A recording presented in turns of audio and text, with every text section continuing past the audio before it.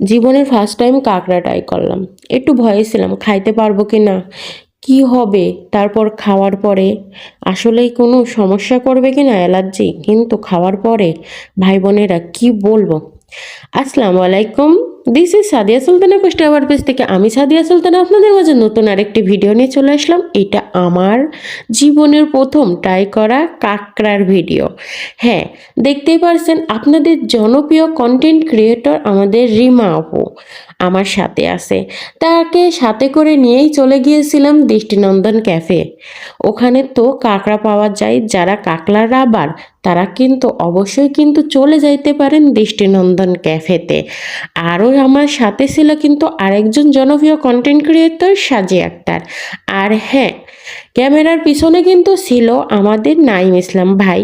সবাইকে মিলে আমরা চলে গিয়েছিলাম দৃষ্টিনন্দন ক্যাফেতে জীবনের প্রথমবার কাঁকড়া ট্রাই করার জন্য।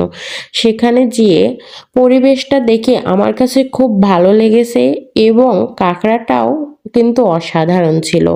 কাঁকড়া অর্ডার দিয়ে আমরা কিছু ভিডিও বানিয়ে নিতেছিলাম। এতক্ষণ তারা কাঁকড়ার প্রক্রিয়া সেন্টার রান্নার কাজ শুরু করে দিয়েছে।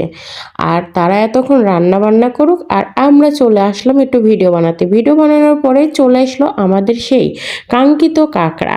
এই দেখুন, কাঁকড়াটা কিন্তু দেখতে লোভনীয়, খাইতেও কিন্তু অসাধারণ। আর সাথে ছিল লেবু, আর নিয়েছিলাম 2টা করে লুচি। একটু কাঁকড়ার ভিডিও নিয়ে নিলাম।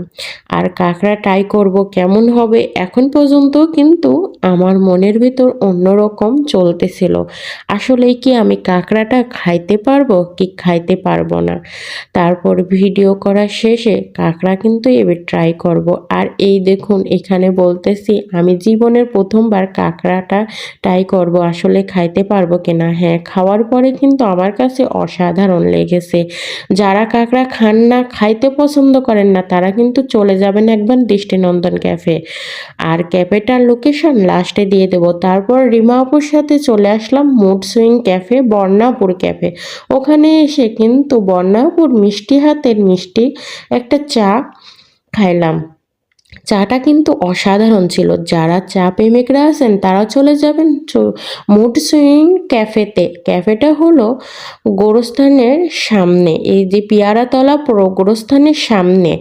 এই জায়গাটাও কিন্তু দেখতে অসাধারণ, ছোটোখাটো ক্যাফে হিসাবে অসাধারণ হয়েছে। নিরিবিলি সময় কাটাইতে চাইলে চলে যাইতে পারেন। আর দৃষ্টিনন্দন ক্যাফে ছিল মোল্লা তেগরিয়া বাজার, রাজবাড়ী হাইওয়ে রোডের পাশে।